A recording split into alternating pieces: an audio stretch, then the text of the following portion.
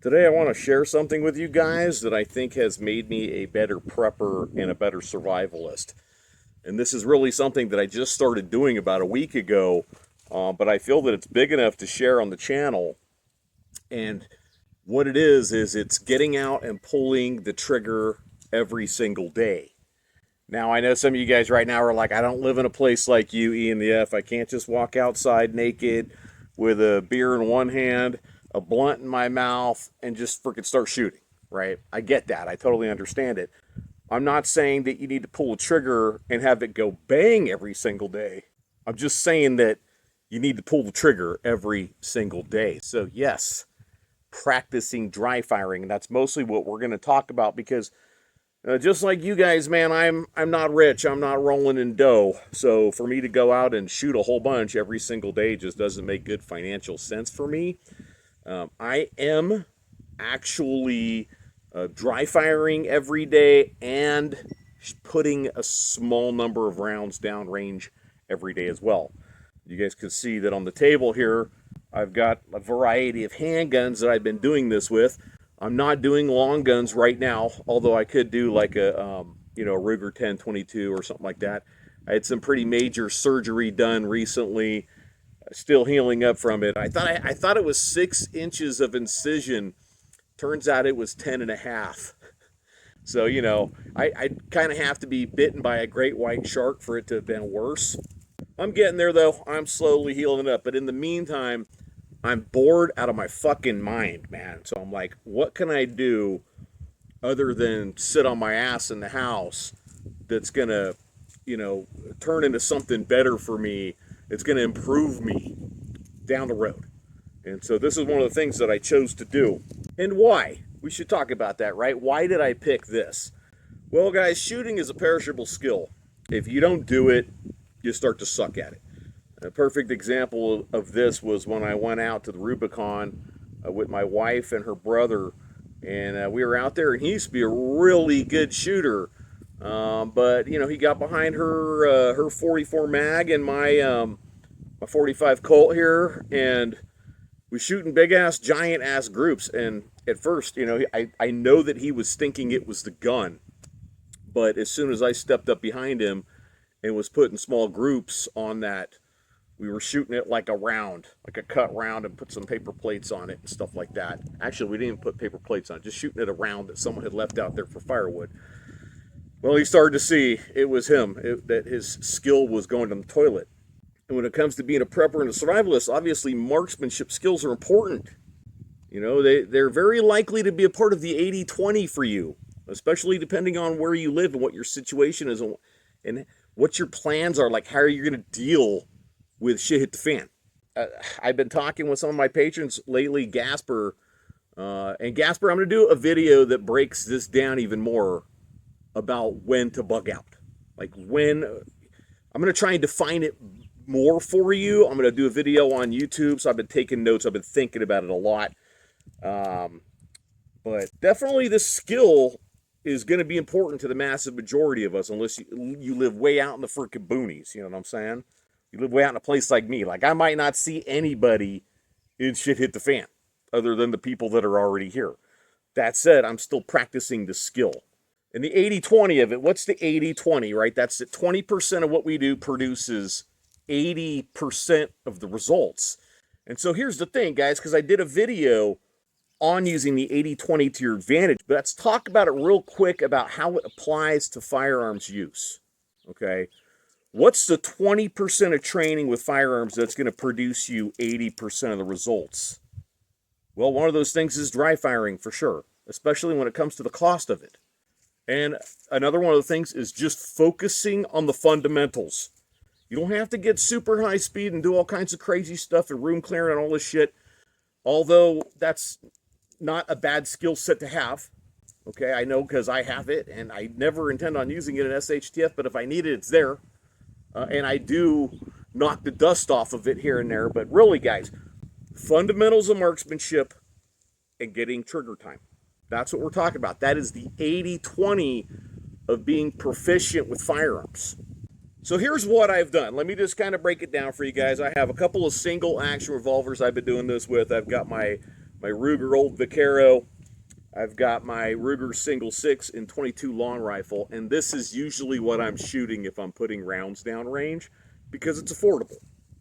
22 long rifle, also awesome in its way, and not awesome in its way, right? But it sure as hell is cheap, so I'm shooting a lot of that. This is an old Smith & Wesson Model 10 plus P, so 38 Special plus P. I've been doing a lot of dry firing with this because I can do both single action and double action in a revolver. And those of you that own double action revolvers, you know that there's a good bit of trigger pull there, and so it really kind of helps you to be just that much more good at making sure your sight picture is where it needs to be before that hammer drops. Next is my Smith & Wesson M&P 2.0 with the 5-inch barrel, 9mm. This is mostly like my branch pistol. If I'm carrying a handgun out here, this is usually what it's going to be, so it's just absolutely filthy and beat to shit. So that's a good one for me to practice with because it's something I'm likely to have on me out here. I also have a pocket pistol that's had a really, really, really hard life, double action only. So you can see I've got a bit of a spread here. For you personally, though, especially if you're not getting over some kind of surgery, I would definitely tell you to throw long guns into the mix as well. You have a bolt action that you can use, something that's just easy to reset the firing pin, or lever action, whatever it is. An AR, it's a little more of a pain in the ass because you got to cycle the freaking charging handle every time. But whatever you have and you think you're going to use a lot and shit hit the fan, that's really what I would focus on using. Like I said, I'm a little limited right now. I don't need to be soaking up a whole bunch of recoil, so I'm kind of limiting myself to this selection. Shotguns as well, guys. Get out there, especially if you're in a place where you can go out in your backyard and do this. You get outside if you don't have neighbors that are close by, whatnot, and walk around and cycle that shotgun. And when birds are flying through the air, man, pretend that you are leading them with whatever shot you would use to take that animal in real life. Rack that baby, do it again. You know what I mean? Get the practice in, guys. Reps. That's what we're looking for here. But here's the thing. You don't have to do this 500 times a day. You don't have to pull the trigger 500 times a day to keep this skill a little more ready to go for you. Okay, you don't have to do that. Even 20 times is going to make a difference if you're not pulling the trigger every day right now. A lot of people out there, a lot of us survivalists and preppers, man, let's fucking keep it real. A lot of people, not me, but I have been this kind of dude in the past where I've only shot, let's say, 10 times a year. You're living in a city, you got to go to a range, or you got to drive like 4 hours to get to a place where you can just shoot out in the woods or whatever. So you have to pay range rental fees. You got to purchase all the ammunition, all that kinds of stuff. It could be hard, especially being like a young person with a family and all that kinds of stuff. So I've been there before, okay? But what you can do is you can dry fire. And there's another tip that I'm going to throw out there real quick. What I would do if you have multiple firearms available to you to practice this is that I would choose a couple you're going to dry fire with regularly, and I would leave them unloaded. Do not load them when you're done dry firing. They're going to go in a certain place. You're going to know there's nothing in the chamber. There's no mag in them, right? And so when you get home and you're going to practice your dry firing, and of course you're going to practice it pointing it in a safe direction, always. And don't ever point one of these at something you're not willing to destroy. That's one of the big rules that could definitely reduce the number of accidental discharge deaths in America. But I'm telling you this to keep whatever you're using, like I'm using this 38 right now, and it's empty. I got nothing in the cylinder because I want to know that I could pick it up and that I could dry fire with it whenever I want. Let's say I'm walking to the outhouse. Yes, we're out in a place where we actually have an outhouse, like outside of the house. I'm walking out there, I could bring this with me. And I can take dry fire shots at the heads of my chickens on the way. Because guess what? I'm perfectly willing to destroy one of my chickens.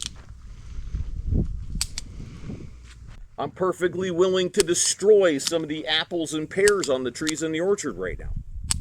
Now, I make this suggestion because I have known people that were competitive shooters and really good shooters, very, very responsible people that would practice a ton of dry firing every single day, right? Like competitive IDPA type stuff. And they'd come home and they'd practice that quick draw to a timer, and they ended up having an accidental discharge despite all the years of experience, despite the years in the Marine Corps. And this is just bound to happen at some point in time for a lot of people, guys, because it's just repetitions.